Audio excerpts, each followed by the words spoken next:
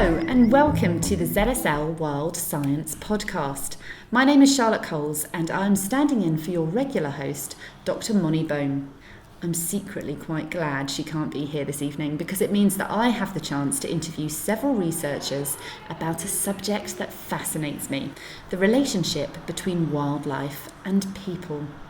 In this episode, we're going to be discussing our relationship with nature and examples of both conflict and coexistence, focusing on how we can find better ways to live with wildlife. To help me, I'm joined by researcher Agnese Marino. Agnese, you're in the final months of completing your PhD at the Institute of Zoology here at the Zoological Society of London, so I really appreciate you finding the time to speak to me. It's a pleasure. Tell me, what's the focus of your PhD? So my PhD is on coexistence with large carnivores in the northwest of Spain, and it's a mountainous area where people have always coexisted with wolves and bears. And my research is directed at understanding how groups of resource users relate to the environment and how they value the environment. The data that I use is mostly based on interviews that I did with farmers and hunters across several different sites, and then I also kind of look at the history of the area quite in depth, so I use ethnographic texts and historical texts from the area. Wow, sounds really interesting. What have you learned so far about coexistence from your study site? I think what I learned about coexistence is how local people define coexistence, which I think is quite different from the typical conservationist ideal type of coexistence. It's a kind of coexistence that involves population control. So historically, people had always been able to retaliate to damages. So when wolves preyed on livestock or when bears preyed on beehives, they had, in a sense, traditional ways that they have always defended their livestock. So they used to use collectivized systems of livestock herding. There's a local breed of a livestock guarding dog, and there's ancient structures to protect beehives. But now, of course, population control is much more regulated. So bears are completely protected in Spain because the population is very small, whereas wolves are either culled or they are hunted. And so a large part of my thesis is about looking at how policy interacts with local narratives of coexistence and how it shapes them, or how kind of local narratives resist policy changes.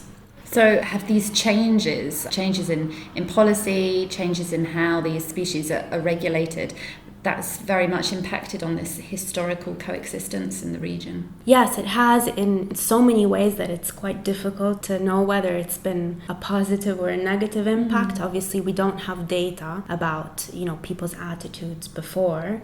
We know that bear populations and wolf populations have expanded and increased, and that is likely due in part to protection policies, in part to a larger abandonment of rural areas and a kind of forest regeneration. And so in terms of attitude, what I've learned is that it's, first of all, very important to listen and try and understand what coexistence means and how it's defined on the ground, and then base any conservation initiatives that you might want on engaging with local customs and local traditions, because laws are not necessarily respected if they are not accepted. And so imposing laws in a top-down way doesn't really have a positive conservation outcome. So important to understand all of these factors when considering how we ensure that wildlife and people do coexist and are able to coexist successfully. Yeah, definitely. Well, we're joined by a host of different experts for today's podcast, including one of your PhD supervisors, Agnese, Dr. Sarah Durant. Sarah is a senior research fellow at ZSL with over 25 years of experience working in sub-Saharan Africa. Among other things, her research focuses include carnivore conservation and human-wildlife conflict, working to develop approaches to improve coexistence between people and large carnivores.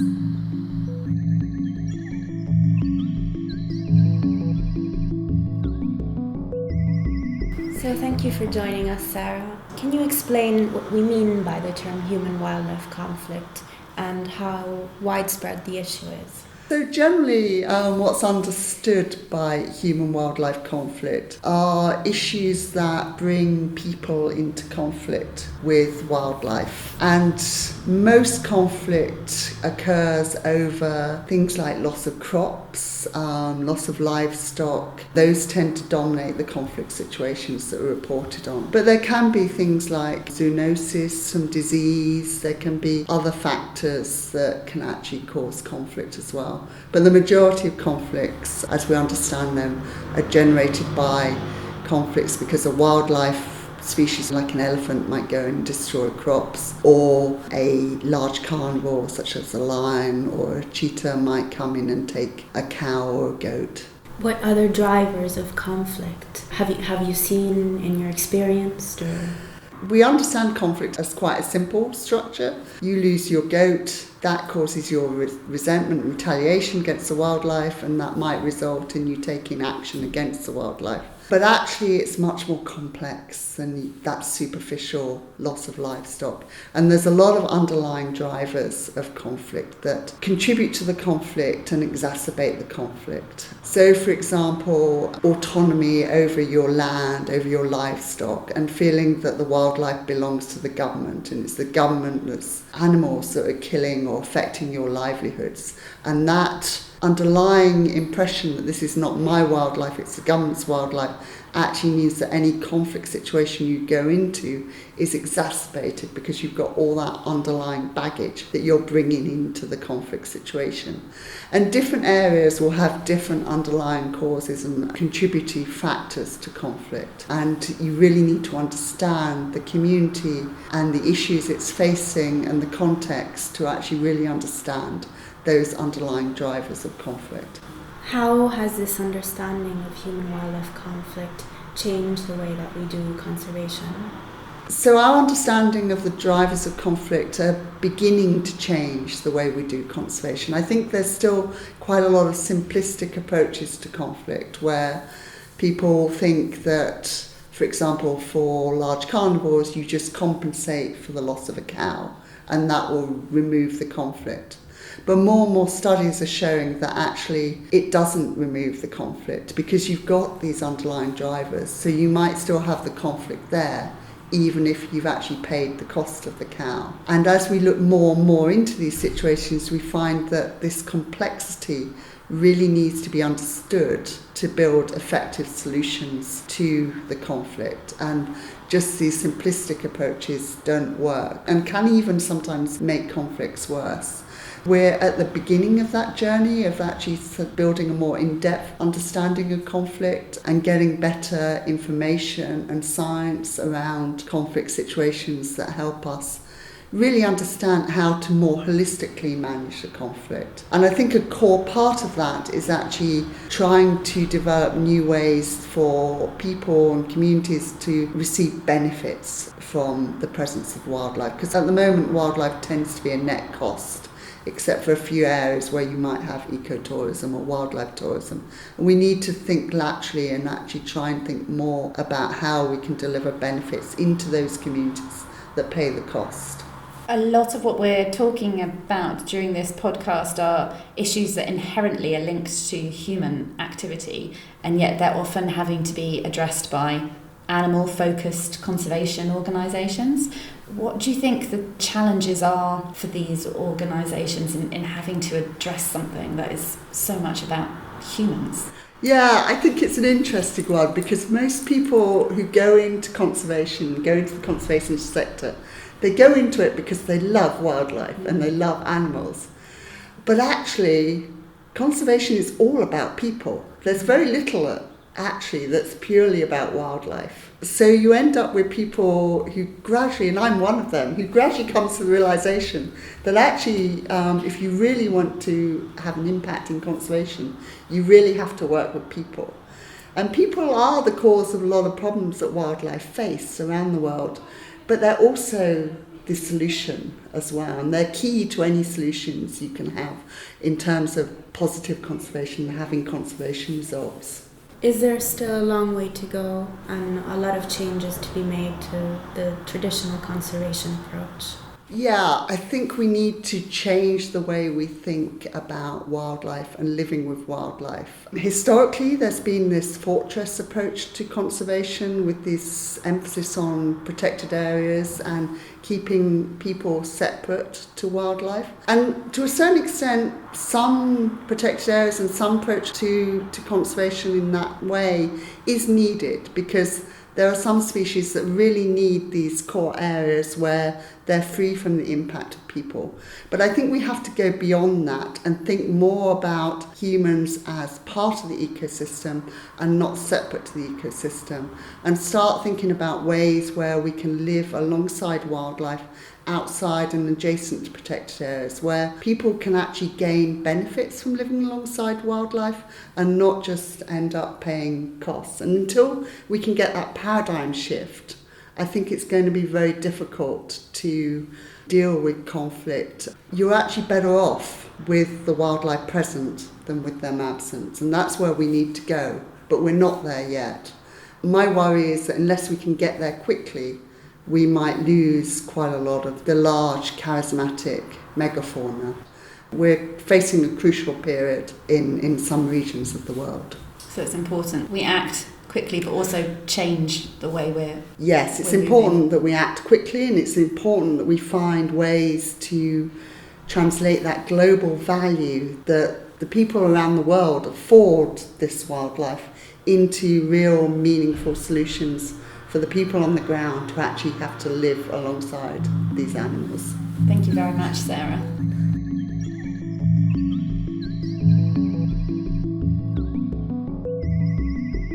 Understanding issues that involve both people and wildlife requires an interdisciplinary approach, and one where the social sciences play a big role. Our next guest is Dr. Jerome Lewis, an anthropologist from University College London and co-director of the Extreme Citizen Science Research Group. Jerome, what does the field of anthropology contribute to the study of human-wildlife relations? Well, it contributes in ways in many different ways. We study them, which is already a major contribution, understanding how different people around the world engage and maintain, manage and otherwise treat the other species that they share their environments with. But we also look at different ways of approaching it from a theoretical point of view. And perhaps of interest to people involved in conservation is a recent move which largely began in the Amazon and with anthropologists studying people living in the Amazon, to what we call multi-species anthropology. So it's an anthropology which tries to look at not just humans as key actors in networks of relationships, but also other species. And this can provide a very interesting insight into the multiple and varied ways that human groups have created relationships with the species with whom they share their environments. So your research is based in Central Africa, studying hunter-gatherer societies. What have you learned about the way that they relate to nature and how they engage in conservation practices? So firstly, conservation, I think, is a rather limited term for describing what they do in the forest that they inhabit. And they have inhabited for many tens of thousands of years. So the sorts of relationships that they have with the other species that they share this space with are really well worn and very well established, and have found a very comfortable space where of mutual flourishing. And even though they may do things which from a formal Western conservation point of view would be considered non-conservationist, for instance elephant hunting, actually on the scale and in the way that they do these activities, they are very conservationist. So for instance, when elephant hunting, what people will go for are large males. And in general, when people hunt, they seek out large males because they offer the best rewards for people's work. But at the same time, that acts as a thinning which opens up resources for juveniles of those species, and for females. And there's a very strong effort to avoid killing pregnant females of any species. And these obviously have conservation impacts on those species populations. However, I would push it further. I would say they're not just conserving, they are enhancing their environment. And there are a number of ways that they do this. So, for instance, Wild yams are a really important food for all the mammals living in the forest, all the large mammals. And whenever hunter-gatherers collect wild yams, they always put the stalk back in the ground. And what that does is it effectively creates the opportunity for those yam patches, as they're called, to spread and become stronger, so that when the hunter-gatherer returns in 6 or 9 months' time, they'll find new yams there. But of course, all the other species that enjoy wild yams will also find more yams there. And so when you think of inhabiting a space for probably around 50,000 years, that kind of constant action will have a very enriching effect on the resources available to mammals in that forest. Have there been conservation interventions from the outside, and how have they impacted on the societies that you work with and on their relationship with nature? Well, this is a very interesting question, and a protected area has been imposed on this part of the forest, and a buffer zone around that protected area. The protected area effectively evicted a large number of hunter-gatherers from forest that they very normally moved through. But because their use of the forest is invisible to those who don't know what the signs are, they don't cut down forest, they just make their camps under the canopy, they don't have farms and so on. So the conservationists claim that there was nobody in the forest, but of course if you talk to the hunter-gatherers it's quite a different story, and they're very upset and resentful about this occupation of their traditional lands.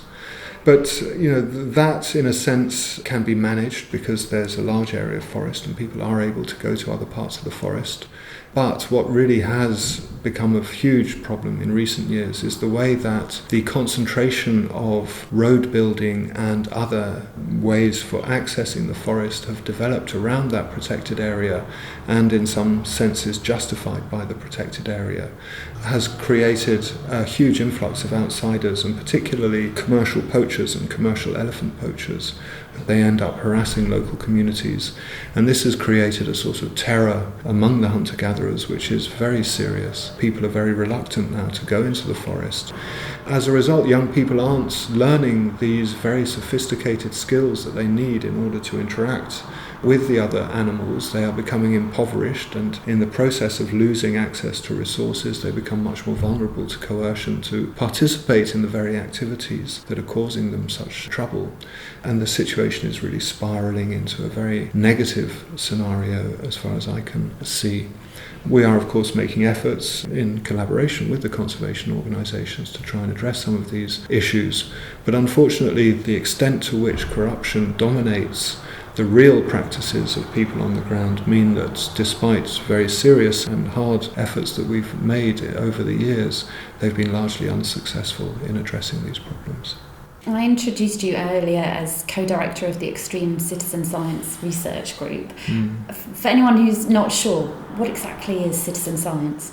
So citizen science is something which was the way science evolved in pre-1930s Europe, in effect, and America, in that it was normal people who were just interested in observing the world around them, who would start to observe it in very different ways and slowly collate their observations, test their hypotheses based on those observations, and come up with deeper understandings of the nature and workings of the world.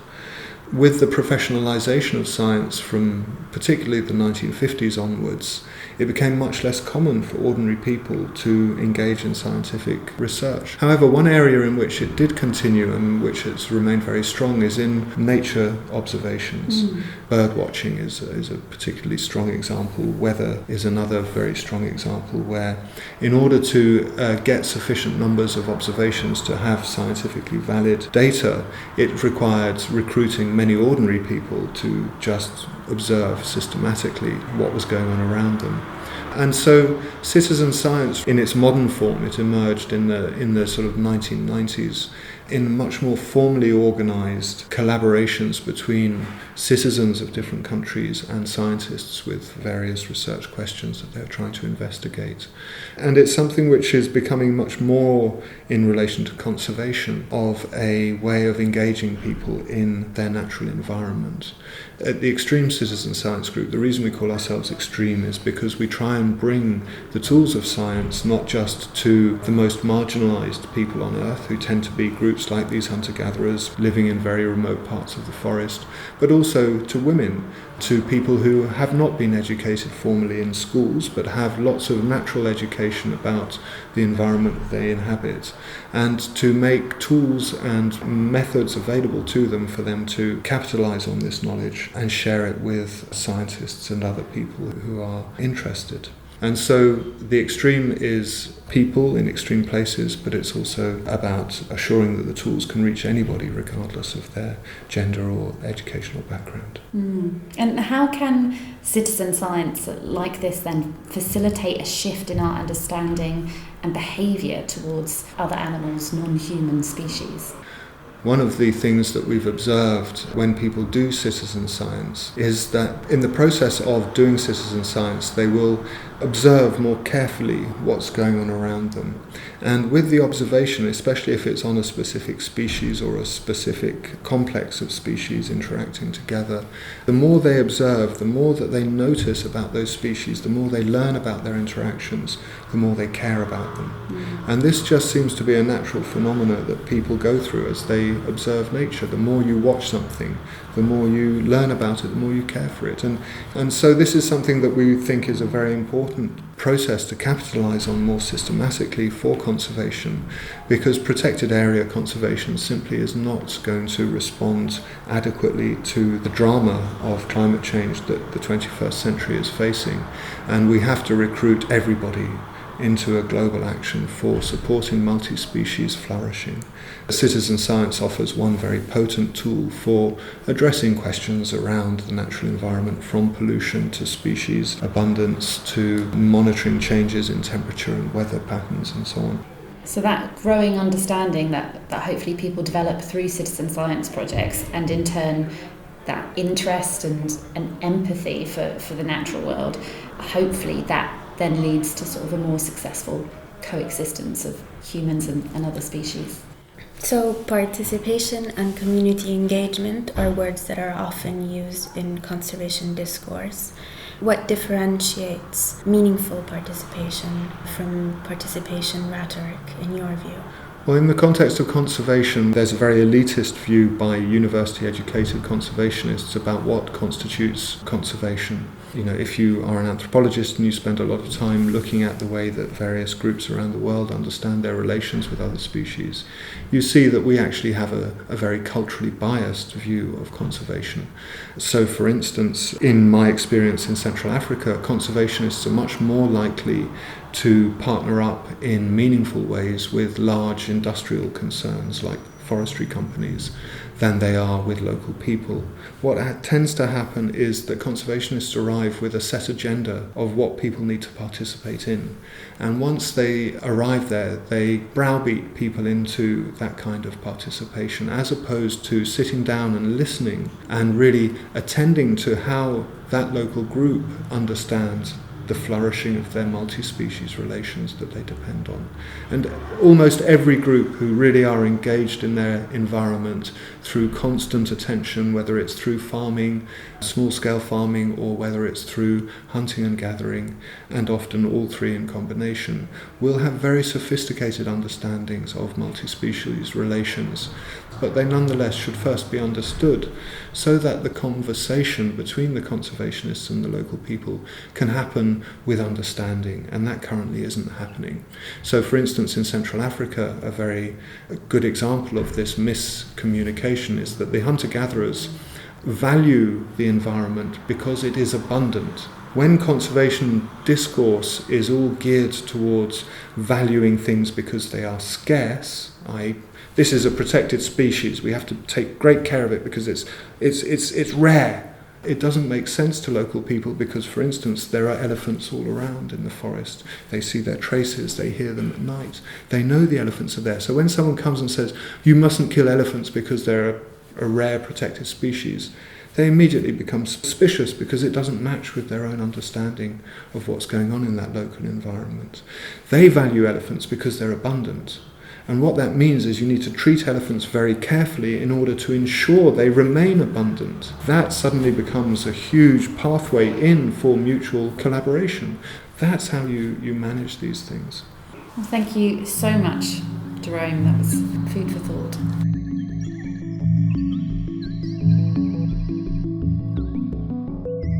From experiences in Central Africa to closer to home now, our final guest today is Diana Pound, the Managing Director of Dialogue Matters, a UK-based company which she set up in 2000. Diana, you've designed and facilitated over 100 stakeholder dialogue processes and trained over 2,000 people on consensus building.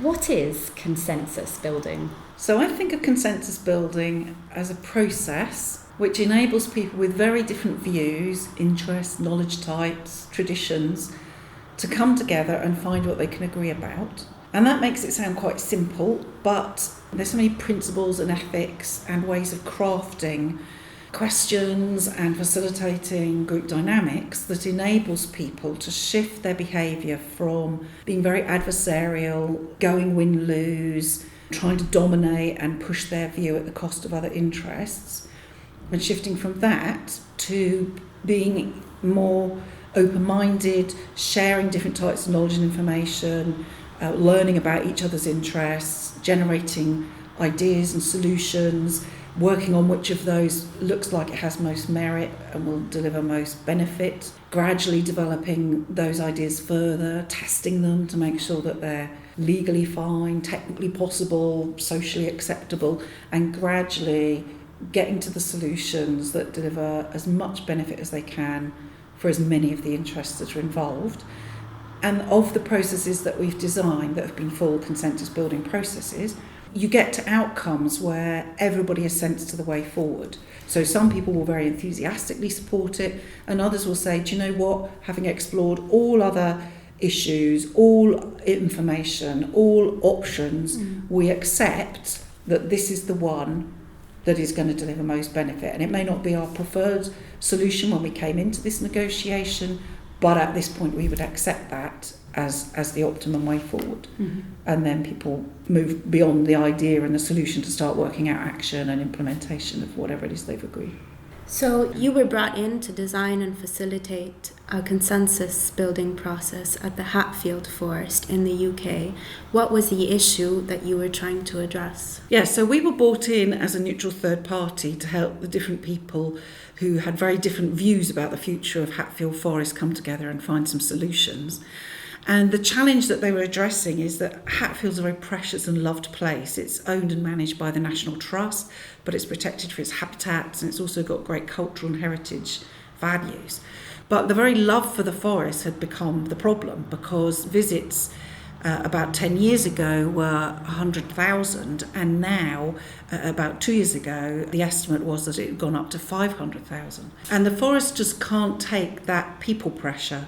So as a result, a lot of the rides, that sort of large, wide, grassy, traditional pathways through the forest, were becoming completely sort of muddy and squishy and quagmired and just really damaged. And that had two effects. One, it was really impacting the habitats that were of importance. So a lot of what was really valued, the wildlife and species there, were in the edges of the ride, in that zone between the woodland and the more open routes.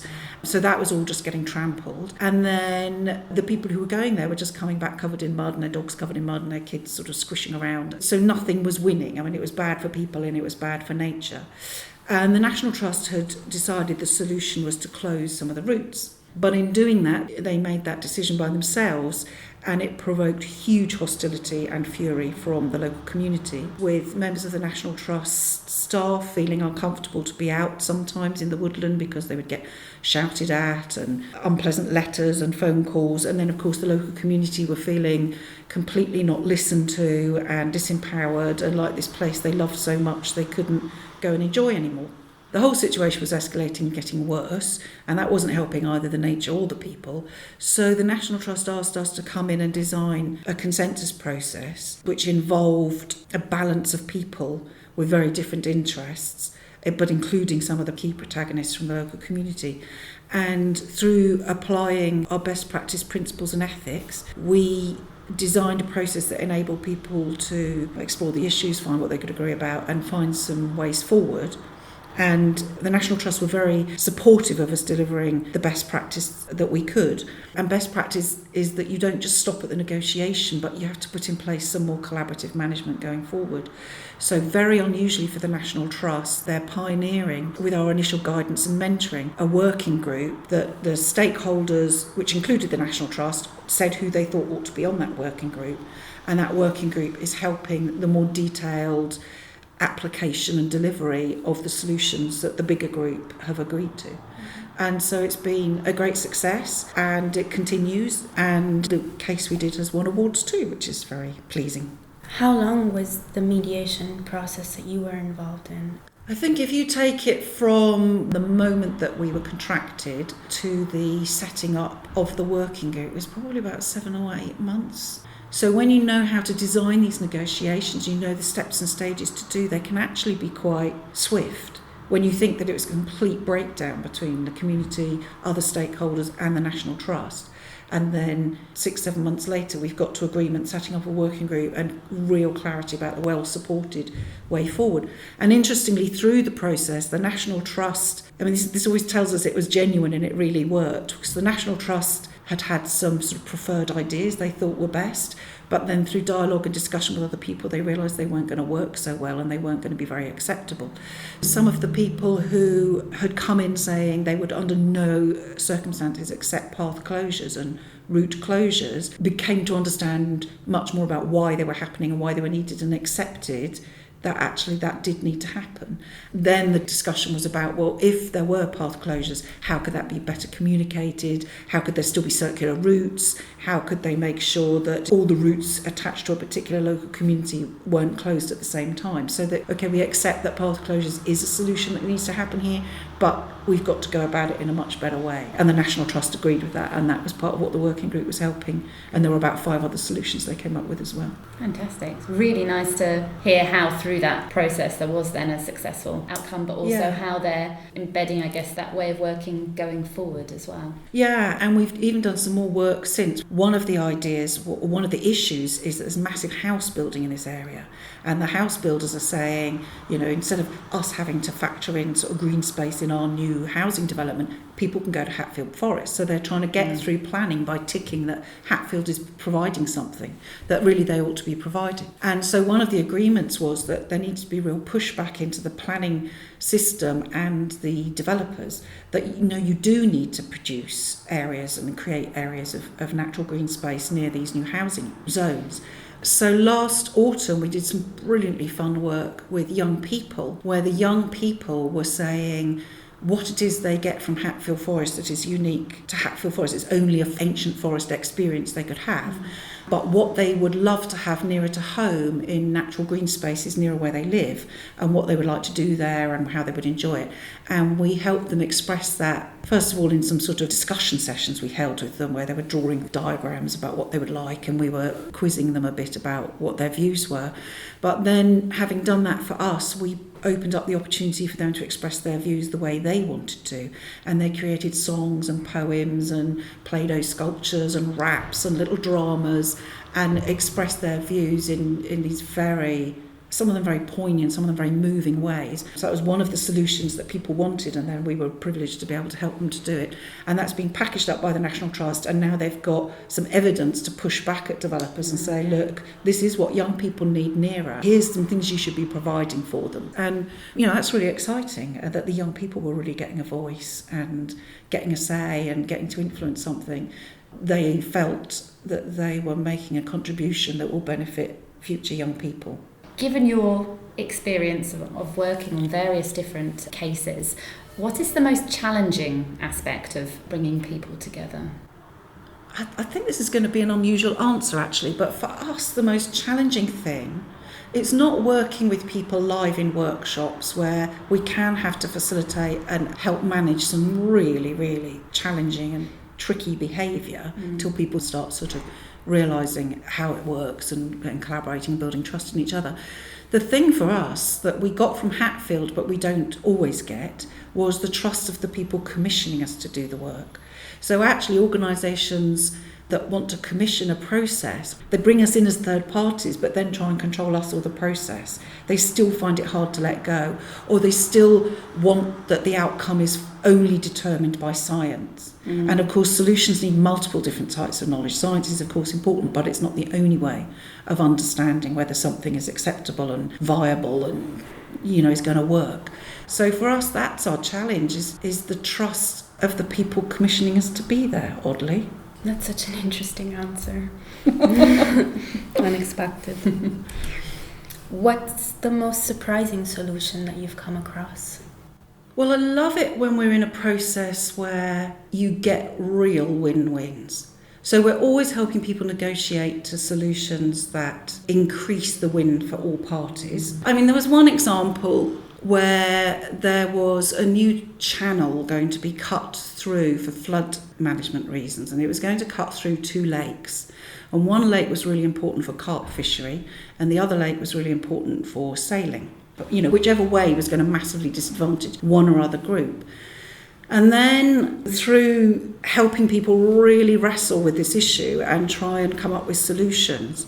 And in consensus building, it's not like he who's most powerful wins or the most support for something wins. If there's somebody saying, no, this is still really difficult for us, then in a consensus building process, you turn back to the whole group and you say, okay, you've all understood now what the concerns are for this person. So everybody's got to see if they can come up with an innovation or a solution that will help you all move forward. During that process, the solution came up that somebody said, well, what if we moved the facilities, so the sailing club and the ramp and so on, to the far side of where the bund was going to be? And then the sailing people said, yes, but then we wouldn't have enough lake to do our sailing in. So what about that the carp fishery open up their lake for sailing? So in return for accepting the bund that will benefit the carp fishing lake is then opened up to sailing as well, and you get double the area to sail in. And then the carp fishing people said, well, hang on a minute, if that's a solution, if the sailing club would allow us to fish in their lake, we would help keep the vegetation down. And the sailing club said, well, that would be great, because if you could help us keep the vegetation down, it's actually better for our sailing. Right. So suddenly we flipped from something that looked intractable and looked like you couldn't see how there could be a solution, and suddenly we got something quite, favourable to both parties, and it's bringing enhanced benefit to both parties. It just shows how the process opens up opportunities for people to think differently, and suddenly you start finding solutions nobody could see at the outset. What is the role of science in consensus building? Well, I'm simultaneously passionate about science and irritated with scientists. Good evidence is crucial for decision making. And if that good evidence is coming from a science way of understanding the world, then the best available knowledge needs to be shared. But science isn't the only way of understanding. We know scientists have gone in with solutions that they thought were absolutely the right answer for a situation, and then crunched up against belief systems or traditions or practicalities of markets or of the way communities function that mean their science solution couldn't work at all. So I'm all for really good science, but I also think that needs to be put into a picture with all sorts of other knowledge as well. As a challenge, I'm an IUCN commissioner, that the greatest threat to biodiversity conservation outside of climate change and sea level rise, so outside of those major locked-in changes, is the attitude of nature conservationists. A powerful final thought. Thank you so much, Diana.